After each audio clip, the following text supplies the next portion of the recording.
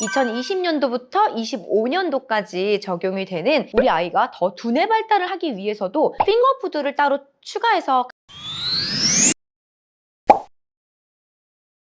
반갑습니다. 엄마의 지혜 엄지TV 엄지맘입니다.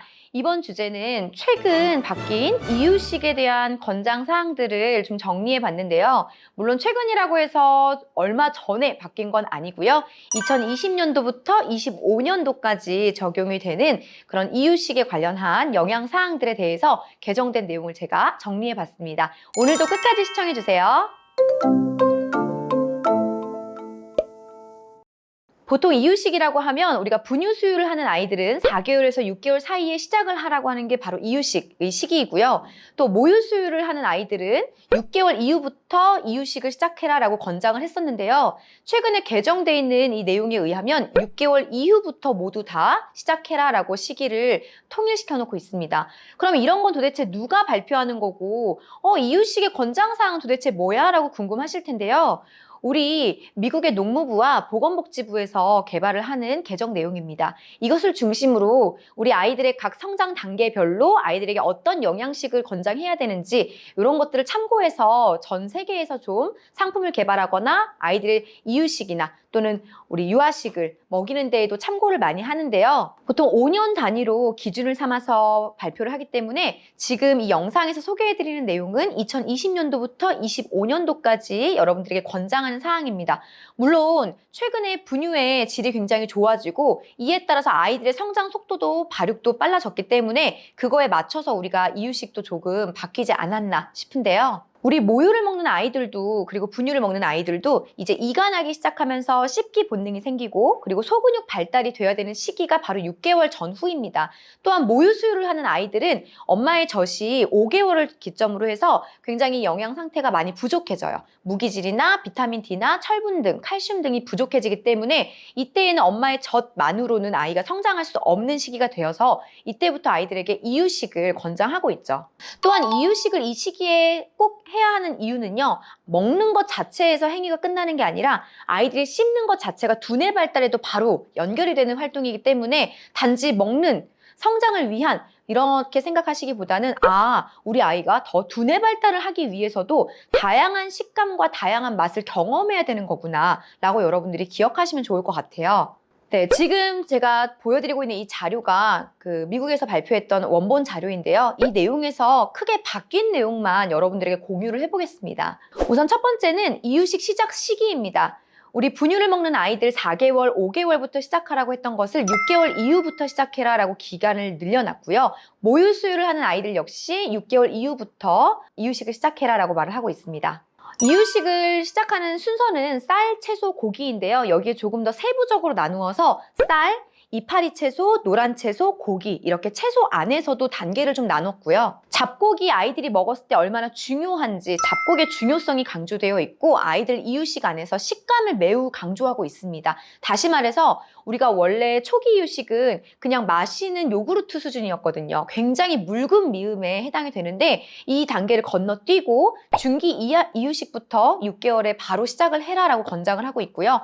중기 이유식이면은 완전히 간 것이 아니라 먹었을 때 좀 어느 정도의 밥 아래 식감이 있는 정도, 요 정도예요.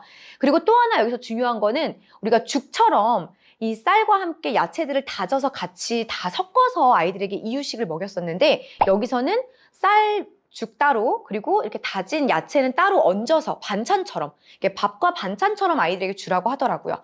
이유인 즉 섞어서 먹으면은 아이들이 이 각각의 본연의 채소나 고기의 맛을 정확하게 이해하지 못한다라는 겁니다. 그래서 처음 아이에게 이유식을 시작할 때는 단지 영양을 보충하는 용도뿐만 아니라 우리가 두뇌 발달에도 또 촉감에도 미각에도 이런 감각을 키우는 시기이기 때문에 쌀을 따로 먹고 당근 다진 걸 따로 먹고 쌀을 또 먹고 애호박 다진 걸 따로 먹고 쌀을 먹고 야채를 따로 먹고 이렇게 먹으라고 권장을 하고 있고요.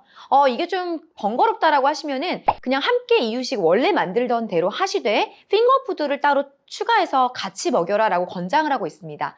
그럼 핑거푸드는 뭔가요? 네, 초기 바로 6개월부터도 핑거푸드를 활용해라라고 내용이 나와 있는데요. 지금 사진에서 보여드리는 이러한 유형들이 모두 다 핑거푸드에 해당이 됩니다.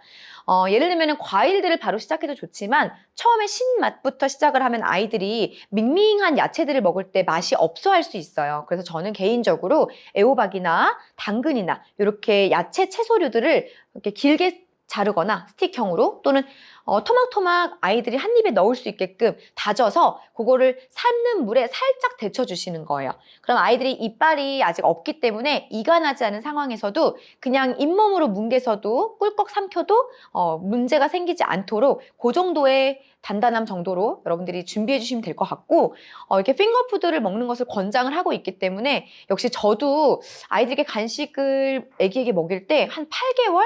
이때부터 과자를 먹이려고 했던 것 같은데 조금 시기가 빨라졌구나라는 걸 좀 알 수 있었습니다. 또한 고기가 매우 중요하다는 거 역시 강조되고 있습니다. 6개월 이후부터는 아이들이 매 끼니마다 매일매일 고기를 먹는 건 너무너무 중요해요. 특히 철분 보충이 되어야 되고 칼슘, 단백질 모두 다 보충이 되어야 되기 때문에 아이들에게 꼭 고기를 매일매일 먹여라 라고 하는데요. 고기를 다져서 이유식과 함께 주기 전까지는 고기 육수를 내어서라도 꼭 아이에게 바로 이유식 첫 단계부터 고기 섭취가 될 수 있도록 해주시면 좋겠습니다. 그리고 오히려 예전에는 좀 조심이 다루었던 왜 7개월 이전에 아이들은 밀가루 먹이면 안 된다. 네, 혹은 땅콩이나 견과류 같은 거 알러지가 있을 수 있기 때문에 계란이나 땅콩 이런 것들은 돌 지나고 나서 먹여야 된다라고 우리가 알고 있었던 내용이 좀 달라졌어요. 그래서 이제 7개월부터는 이렇게 계란 흰자나 땅콩 이런 것들도 돌 지나기 전에 미리 먹어야지 오히려 알러지가 덜 생긴다라고 공개가 되어 있으니까요. 여러분들이 이유식 그리고 우리 아이의 유아식을 준비하시는데 이 내용을 조금 참고해서 준비하시면 좋겠습니다. 그리고 또 한 가지 엄지맘이 추천하라 하는 내용이 있는데요.